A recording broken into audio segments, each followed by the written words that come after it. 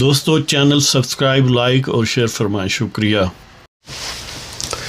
بسم اللہ الرحمن الرحیم، الحمدللہ رب العالمین والصلاة والسلام علی خاتم النبیین پاک ویوس محمد منشا۔ السلام علیکم، کیسے ہیں جی؟ بات کرتے ہیں دو ٹھگوں کی ملاقات۔ ثاقب نثار، جسے پاکستان کی بدقسمتی سے پاکستان کا چیف جسٹس ہونے کا موقع ملا، اور عمران خان، جسے بدقسمتی سے اس ملک پر کچھ لوگوں نے اپنی کینہ پروری اور اپنے حوث سے لامحدود کے حوالے سے اپنی توسیع کو یقینی بنانے کے لیے اس ملک پر بطور وزیر اعظم مسلط کیا۔ گویا دونوں ایک ہی، ان کا کور ایک ہے، ان کا ڈی این اے ایک ہے، ان کا رول مختلف فرنٹس پر مختلف تھا، مقاصد ایک ہی تھے کہ اس ملک کا ستیہ ناش کرنا ہے۔ تو اپنی جو ان کی صلاحیت تھی اس سے بڑھ کر انہوں نے اس ٹارگٹ کو اچیو کرنے پر اپنی کوششیں جو ہیں وہ لگائیں، اور بڑی حد تک یہ ٹارگٹ اچیو بھی کیا۔ تو ثاقب نثار کے متعلق پہلے ہمارے چینل پر ہی اگر کوئی دوست دلچسپی رکھتا ہو تو ایک ہے ویڈیو، ایک پروگرام ہے جس کا نام ہے ہرکارا، تو وہ ضرور دیکھیے گا۔ اب یعنی جو ہم بات کر رہے ہیں ان کی موجودہ ملاقات کے حوالے سے، پہلے تو ان کی اس ملاقات پر رانا ثناء اللہ، جو ان کے گویا گزیدہ ہیں، ان کے عدل گزیدہ بھی ہیں، اور ان کے نام نہاد امانت و صداقت گزیدہ بھی ہیں، تو آپ کو پتہ ہے کہ ان پر کیا گزری، اور قدرت کا نظام دیکھیں، وہ وزیر داخلہ ہیں۔ تو ان کا تبصرہ یہ ہے کہ پہنچی وہیں پہ خاک جہاں کا خمیر تھا، کہ دو گویا ایک ہی قبیل کے لوگ ہیں تو آپس میں ملنے آئے ہیں۔ یہ بات ان کے سابقہ جو مبینہ انڈرسٹینڈنگ تھی یا گٹھ جوڑ تھا اس کی عکاسی کرتی ہے۔ ظاہر ہے پریسائزلی میں ان کے الفاظ پروڈیوس نہیں کر رہا، ریپروڈیوس نہیں کر رہا، کم و بیش مطلب بتا رہا ہوں۔ اسی طرح جو مریم اورنگزیب صاحبہ ہیں، جو وزیرہ اطلاعات ہیں گویا اور ترجمان ہیں مسلم لیگ نون کی اور بڑی حد تک پی ڈی ایم کی، تو وہ کہتی ہیں کہ یعنی انہوں نے صداقت و امانت کے جو مقدس الفاظ ہیں ان کو بٹا لگایا، اور ظاہر ہے انہوں نے جو کرتوت کیے وہ یعنی اب سب کے سامنے ہیں۔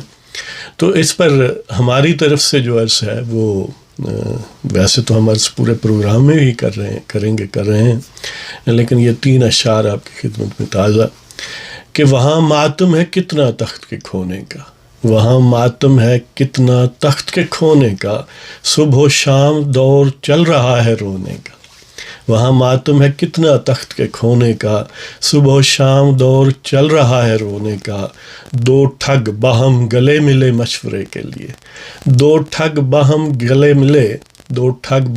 ملے مشورے کے لیے، یقیناً منصوبہ ہے ملک مزید ڈبونے کا، کہ دو ٹھگ باہم گلے ملے مشورے کے لیے، یقیناً منصوبہ ہے ملک مزید ڈبونے کا، اور کاٹھ کی ہنڈیا مگر یک بار چڑھتی ہے، کاٹھ کی ہنڈیا مگر یک بار چڑھتی ہے، وقت ہے اب کذابوں کے رسوا ہونے کا۔ تو ظاہر ہے قدرت نے ایک انہیں موقع دیا تھا جس کو انہوں نے مس یوز کیا، ابیوز کیا، انہوں نے اپنی جو یعنی ایک بدتینتی یا ان کی جو کینہ پروری تھی اس کا بھرپور استعمال کیا، اور اپنی اس منفی جذبے کی تسکین کے لیے ملک کا تیا پانچا کیا۔ عدل کے نام پر ثاقب نثار گویا ایک مسلسل اور مستقل داغ ہیں۔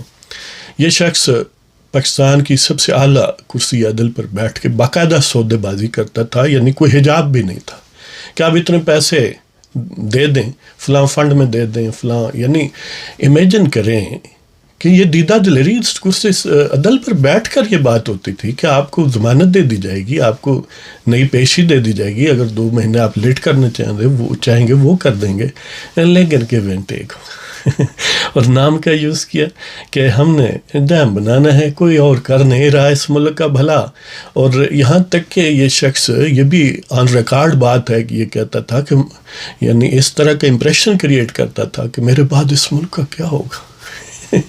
اب انہیں کوئی بتایا کہ یہ ملک اب بھی موجود ہے، اور اب تو ماشاءاللہ یعنی جو ظلم و ستم تم نے برپا کیے، جو بدتینتی تم نے دکھائی، جو خبث باطن جو اس ملک کے لیے تمہارے ذہن میں تھا، اب اس کے برعکس بڑی حد تک ری ٹریک ملک جو ہے دوبارہ ٹریک پر آ رہا ہے، انشاءاللہ آئے گا.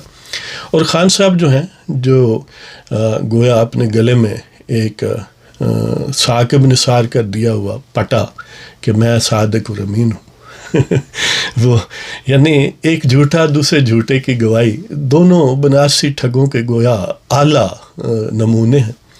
تو خان صاحب کی بنی گالہ کی رہائش ہو، irregularity یا غیر قانونی انداز سے بنائی گئی ہو، اس کو بھی ثاقب نثار نے بیک جنبش قلم اس کو قانونی بنایا اور برائے نام سا جرمانہ.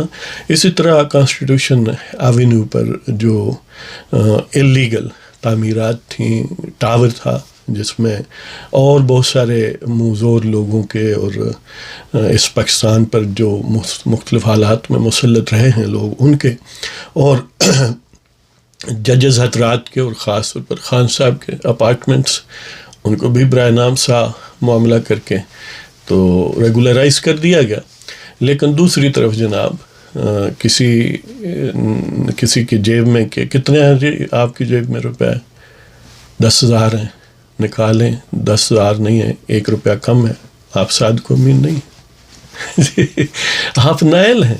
اچھا جی 10,000 اور 1 روپیہ ہے، پھر بھی آپ نائل ہیں، جھوٹ بولا ہے. یعنی ایسے گماشتے پاکستان کے دل پر مسلط رہے ہیں. اور خان صاحب نے جو خباثت کا مظاہرہ کم و بیش 4 سالوں میں یا اس سے پہلے اس پریپریٹری فیز میں کیا، وہ سب کے سامنے ہے. یعنی ہم جتنا بھی اس کو بیان کریں، ان کی جو خباثت ہے اس کے مقابلے میں بہت ہی تھوڑی بات ہے. لیکن بہرحال انہوں نے اپنی تئیں کوشش کی اس ملک کا تیا پانچا کرنے کی. تو اب ان کی جو آفیشیل ورژن ہے، انہوں نے آپس میں جو بات کی اس کا خود کیا کہا. ثاقب نثار کہتے ہیں کہ میں نے یہ بات کی ہے کہ ججز پر یا جوڈیشری پر تنقید نہیں ہونی چاہیے، سارے جج ایماندار ہیں. شاید اس طرح وہ اپنے سابق کولیگز جو ہیں ان کی گڈ ول حاصل کرنا چاہ رہے ہیں کہ دیکھیں کتنا درد ہے ثاقب نثار کو عدل والوں کے لیے، ہیں جی.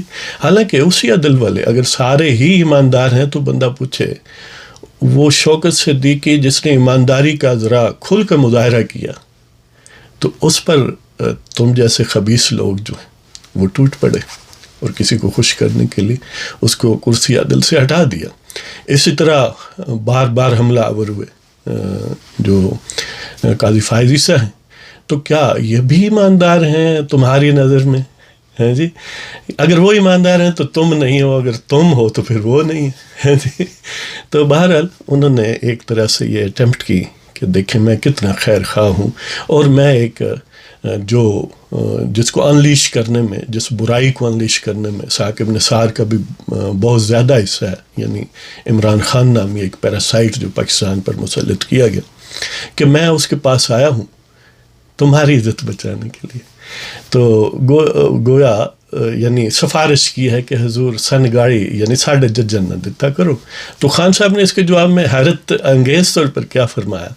خان صاحب نے کہا کہ دیکھیں ججز یا عدلیہ پر جو تنقید ہے وہ تو سوشل میڈیا کرتا ہے، میں کیسے روک سکتا ہوں ہے جی. تو یہ یعنی دونوں طرف سے فراڈی آدمی ہے اور ویسے ہی بس گپ لگا دی ہے. لیکن پھر یہ بھی کہا ہے کہ ہم آپس میں مشورہ کر رہے تھے کہ قانونی مشورے خان صاحب لینے کے لیے، اور خان صاحب کی انویٹیشن پر بظاہر ثاقب نثار تشریف لائے، اور انہیں پھر یقیناً کوئی سنہری مشوروں سے نوازا ہوگا، اقوال زریں سنائے ہوں گے. آخر عدل ان میں ختم ہو گیا عدل ان پر مکمل ہو گیا. گویا ساق ابن سعد پر.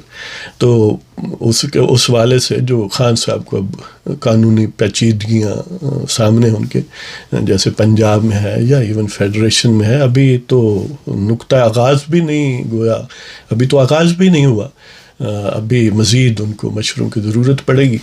وہ کہتے ہیں نا کہ birds of the same feather flock together.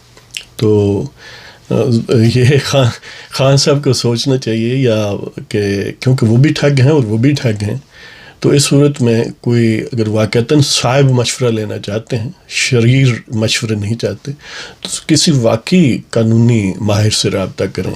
یہ تو ٹھگش ماہر ہیں. ساق ابن سعد نے عدل قطعیہ پانچہ ہی کیا ہے موسٹلی، جو ان کے فیصلے ہیں وہ یعنی ان کا اوورال کنڈکٹ جو ہے بطور خاص طور پر بطور چیف جسٹس وہ بہت ہی بھیانک ہے کہ انہوں نے ہر وہ کام کیا جو چیف جسٹس کو نہیں کرنا چاہیے. وہ تھانے دار بننے کی کوشش کرتے رہے، وہ چھاپے مارتے رہے شراب برآمد کرنے کے لیے. انہوں نے یعنی بالکل فلمزی گراؤنڈز پر سیاسی انجینئرنگ کی اور اپنے جن کے وہ حاشیہ بردار تھے شاید ان کو خوش کیا، یا اپنی ذاتی جو ان میں کینہ شتر تھا، جو حسد تھا، جو جلن تھی، اس کو مطمئن کیا. تو خان صاحب اگر واقعتاً مشورہ کرنا چاہتے ہیں تو کسی صحیح معنوں میں قانونی اور آئینی ماہر سے رابطہ کریں. ویسے چانس تو کم ہی ہے کیونکہ خان صاحب ہمیشہ خبیث لوگوں سے مشورہ کرتے ہیں، آپ دیکھ لیں ان کے ارد گرد کیا. تو بہرحال اجازت چاہتا ہوں جی. اللہ تعالیٰ پاکستان کو ہمیشہ قائم و دائم اور ترقی کرتا ہوا رکھے. پاکستان کے عوام زندہ باد، آئین پاکستان زندہ باد، اور جو بھی پاکستان کی حفاظت کرے وہ جس صورت میں بھی ہو زندہ باد، پائندہ باد. خدا حافظ.